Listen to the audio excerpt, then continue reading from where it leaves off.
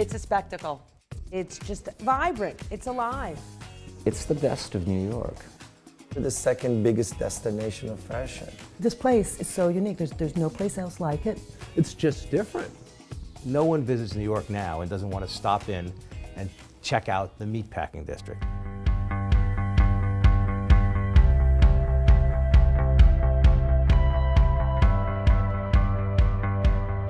My father migrated to this country and came down to this market in 1928, and I've been down here ever since.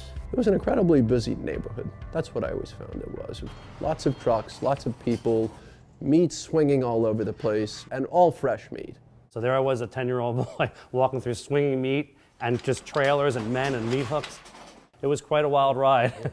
I remember showing a banker the area that's now the Gansevoort Hotel, which was a parking lot. Some tranny took a great liking to this guy.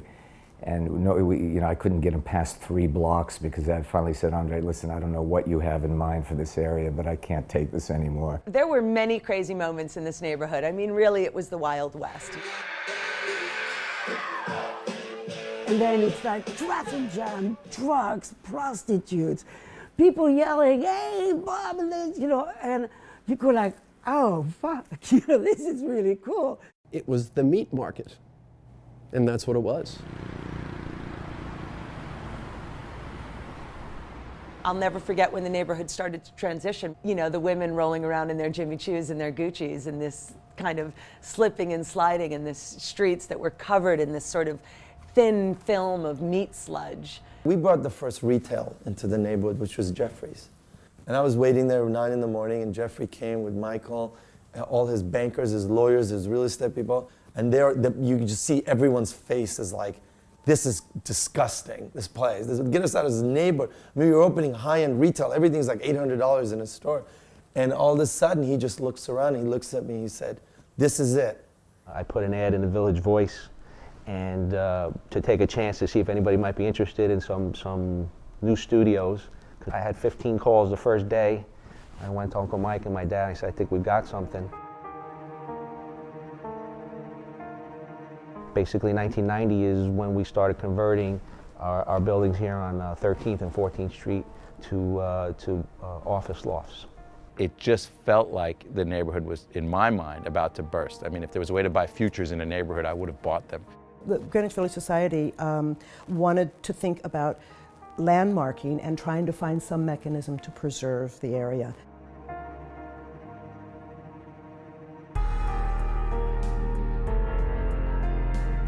Always that challenge of what of the past do you want to preserve and how do you take it into the future.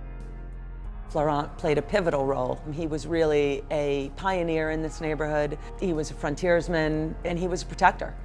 I did not realize the importance I had in the neighborhood until it became time to organize.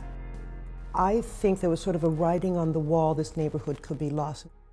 And that's why it was really important to do it right then and to fight really, really hard and to have that success straight away. The struggle to preserve the historic context, the sense of place of the Meatpacking District, was also very much at the same time as there was a fight in the neighborhood to prevent residential from moving into the core of the Meatpacking District. There was a developer who was trying to put a 32-story Jean Nouvel tower at the site that is now the Standard.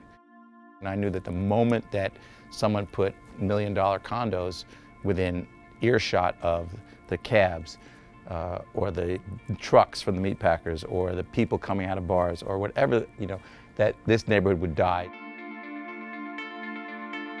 And everyone told us we were going to lose. There was no way that a bunch of little ragtag retailers and meat packers were going to beat a major New York City developer. Obviously, nightlife is going to struggle to be nightlife if it's surrounded by a lot of residential congestion.